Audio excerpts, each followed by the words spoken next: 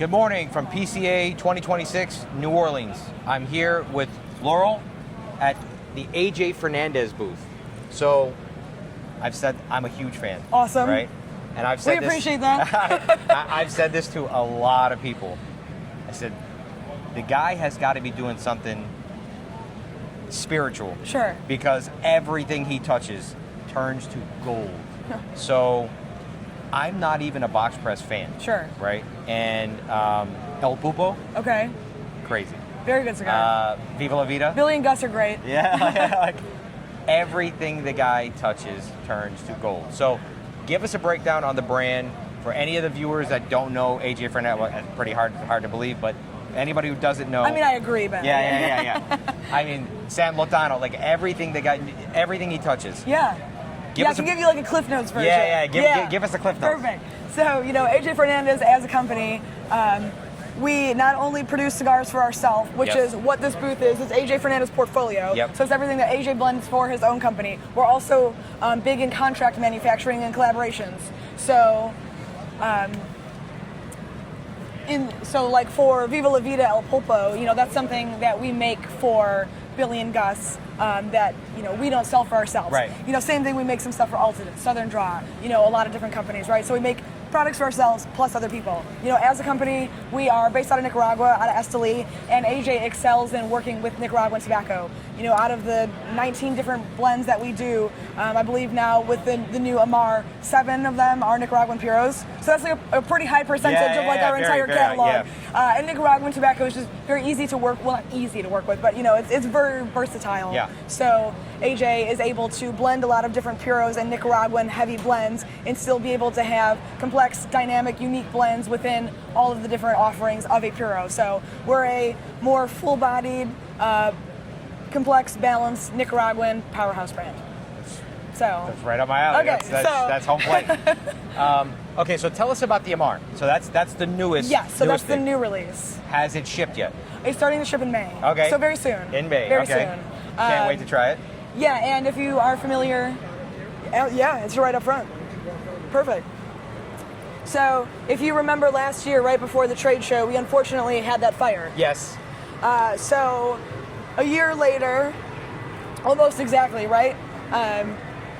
We are sort of marking that point in AJ's story with the Amar. So Amar, as a name, it actually means moon in Arabic and to love in Spanish. Okay. And it celebrates AJ's dual heritage, Lebanese and Cuban. Oh, that's awesome. And so in the phases of the moon, following full illumination, it's a time for like reflection and gratitude and taking stock in what you have and growth and new beginnings. And it felt very appropriate for AJ coming out of this time. So Sure. we wanted to keep it shelf friendly, budget friendly. They're low profile boxes. The price is around $11. 4 different sizes. We have 3 classics, Robusto, Toro, Gordo, and also this funky little Torito, which is kind of a short Churchill, big Corona kind of hybrid sort of situation. It is a Nicaraguan puro, medium bodied, everyday smoke, just a good, approachable, balanced all times of the day cigar with a proprietary Nicaraguan Habano wrapper.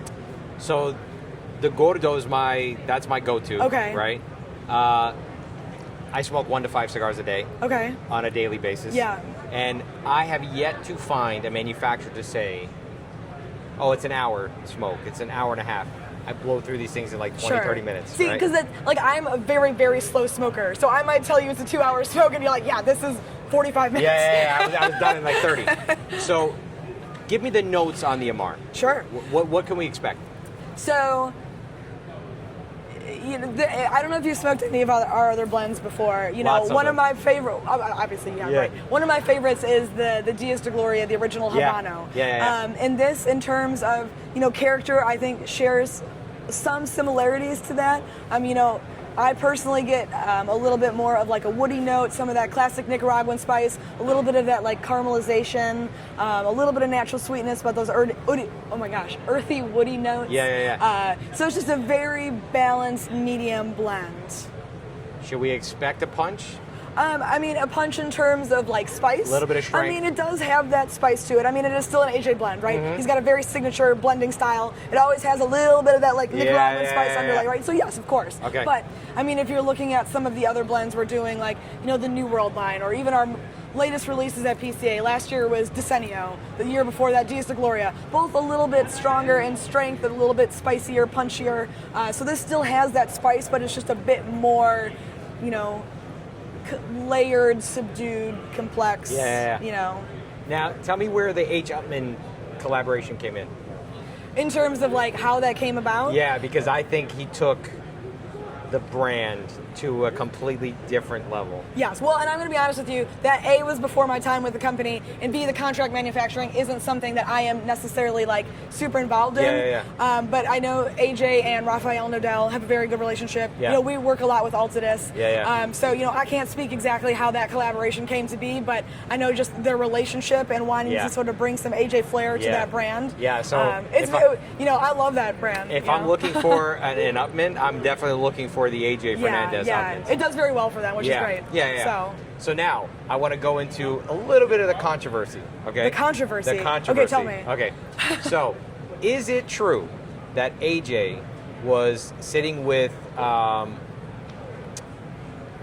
Caldwell from the Caldwell brand? Okay. And said, "Gentleman's wager, I bet you I can blend the Long Live the King better than the original."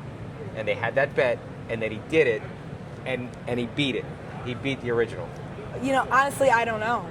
You got to check into that. Okay, I cannot confirm nor deny. It is amazing. Yeah. The AJ Fernandez Long Live the King is amazing. So, obviously, this is next.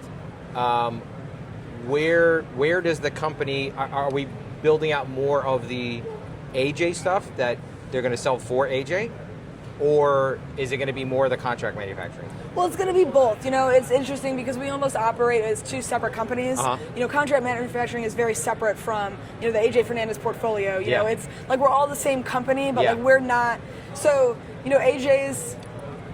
If you look at like the scope of what he does for other companies versus what he does for portfolio, portfolio we can't. Physically, it makes no sense for us to release, 8 or 10 new brands in a year, right? We're just like cannibalizing ourselves at that point. But AJ making blends for other people, that is, affecting us in a different way. So, he's putting like, I guess if you're looking at percentages, like, we every year continue to release something new at PCA and usually a limited or something like that. But then he's also continuing to do it for contract manufacturing. So it's not necessarily like his attention is one way or another. It's just, we operate very like differently. So Altadis being a bigger scale company, he might do 4 things for them, but we have 19 brands. We're not trying to release 3 new ones in 1 year. So it gives them the creative freedom to do stuff contract, and then really hone in on what he wants to deliver for his palate and what he wants. And that's what we tell people too, because there is some confusion when people say, well, AJ makes blends for himself and he also makes blends for other people. How do you differentiate that? And what I always say is that AJ makes the blends that he makes for himself, are 100% to his likeness, right? Yes. He's working within the confines of his own mind, right? It's not somebody else's project. Obviously he still has a lot of creative freedom and control and, his own tobacco and everything. But like, for portfolio, it's different because it's like, it's what he wants. Right. So, and you guys grow your own. So that's very, very unique. Of the Amar, how many boxes, how many sticks are being produced? Oh, I mean, it's going to be a full run product. Oh, it is? Oh, yeah, it's a permanent product. Oh, okay. So, yeah. Oh, that's great. So hopefully a lot. Yeah. So is there anything else you want to share about the AJ Fernandez brand? Geez. I mean, come see us at PCA. I guess if you're not at PCA, you're watching this after. But I guess if I'm going to leave you with something about the AJ brand, if you haven't tried it before, even if you don't think you've ever smoked an AJ cigar, if you're a cigar smoker, you have probably at some point smoked an AJ Fernandez blended cigar. And, just open your palate, right? Try something different. If you go to a retailer and you always smoke like the same 3 cigars, but you're like, oh, hey, I like Nicaraguan cigars. I like something that's complex. I like something, balanced and unapologetically, like, Yeah. AJ blend, right? Yeah, Try yeah. something different. Yeah. Try the Amar, right? So Or- I have a buddy that will only smoke the Jaime Garcia. Okay. Right? It's all you can give him the best cigar in the world. He's only smoking I that. just don't understand that. Why? I don't get it either. Not that there's not that cigar, not like Not throwing you know, shade at but the it's Jaime just, Garcia. like, Exactly. only smoking the same thing. Right. If one of the viewers were to say, okay, maybe I'll give this a shot, what cigar would you recommend for their first AJ Fernandez? Well, that depends. If you are a new smoker and you just you have no experience smoking, I would start with the San Latano Connecticut, Okay. Or even the Dios de Gloria Habano. San Okay. Latano Connecticut is smooth, creamy, mellow, Yep. approachable. It's not just a straight mild cigar, Yeah. not just smoking for the sake of smoking. Yeah. But it's complex and approachable. Yeah. If you want a taste of what AJ has to offer, I think there's varying opinions. Our best-selling cigar is the New World Oscuro. I think it does a really good job of kind of giving a tour of It's a good what one. Nicaragua has to offer. Yeah. It's all the major growing regions. Yeah. And you really get a sense for AJ's blending style as well as what we do as a company. Personally, I think something like the Bellas Artes Maduro is really unique. It's super flavorful. It's very layered, and it's a little bit different from some of the other things in our portfolio. Okay. But yeah, I would say New World is a really good entry point because it just has everything. Yeah. So- yeah, that's awesome. Well, Laurel, thank you so Yeah. much for the time. Yeah. I really, really appreciate Yeah, it. of course. Thank you so much for I stopping by. wish you guys more continued success. Thank you. And I look forward to all the new stuff because we're going to smoke it. Hell for yeah, sure. Angelo. Thank you so much. Thank you. Have a great show.